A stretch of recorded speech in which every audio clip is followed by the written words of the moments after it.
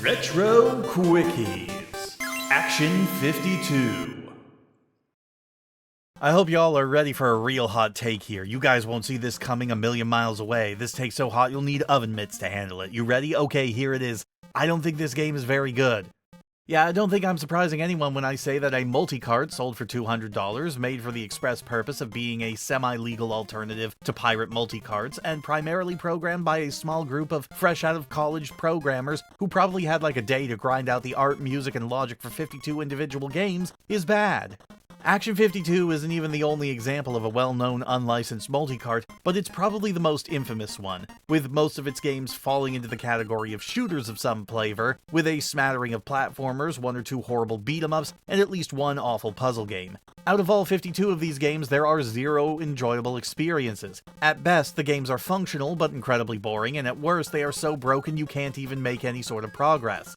Every game controls horribly too, with the biggest standouts being any game that requires you to jump, as all of them use the B button to jump, and if you hold the jump button down for any length of time, you have no horizontal movement in either direction, even when it's just a tap. Your jumps more often than not are entirely gimped, making even the most basic of jumps almost impossible to properly make. But this was also where I discovered this game doesn't work well with the turbo controller, and it kind of breaks everything. Turbo buttons are actually most useful during the platformers because by holding it down, it actually lets you jump as normal, though the action is slow and jittery, almost like you're pause buffering, but it does actually let you get across most gaps. During the shooter games though, holy crap, it causes all kinds of issues. There are several that are programmed not to allow more than one shot on the screen at once, so those ones are fine, but on ones where you can fire more than one shot, when you can create just a stream of bullets, I've had the game glitch out or crash on me due to using turbo controls, but more often than not, the end result was something like this, where I just kept firing a stream of bullets, and the game decided, okay, I guess we're not spawning any enemies today. It was really bizarre. Then there are the handful of games where it basically makes it impossible to lose, like this game where holding down the turbo button makes it nearly impossible for any of the enemies to even approach you. That's right, it turned me into a frickin' JoJo character.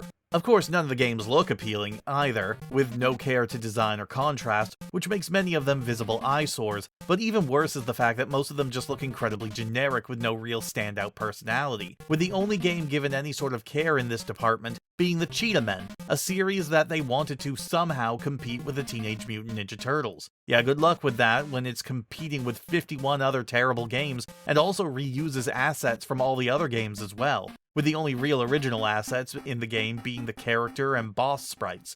The music isn't much better, as most of the games use really short, basic loops, and even when you do come across a slightly catchier one, chances are good you'll be hearing it repeat so much that you'll get sick of it pretty quick.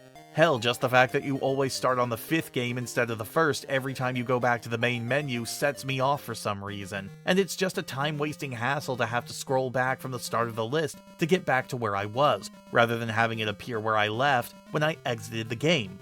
I will give it credit for that, giving you an option to exit out of a game with the start and select buttons, because if I had to reset the game every time and listen to that unskippable, highly compressed opening to It Takes Two every time, I might just flip my lid. That one piece of digitized voiceover does at least sound appealing.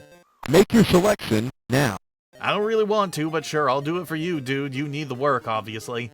Now, while most of these games do share similar issues, every game is bad in its own special way, at least most of the time. But I don't have the runtime or the energy to tackle all 52 at once in a single video. That kinda defeats the point of these being quickies. However, we're not done with this yet. So buckle up, Chucklenut, because I'll be taking a look at each of the specific games in groups of 5 in subsequent videos. Not all at once, because I kinda want to keep my sanity, and playing this game at all just puts me in a bad mood. So be sure to look forward to that, and in the meantime, thank you all for taking the time to enjoy this incredibly redundant video. I really appreciate it. But I don't appreciate the fact that I still went out of my way to play Action 52 in the year of our Lord 2024. God, I'm either bored or stupid, and I'm pretty sure I flip-flop between the two.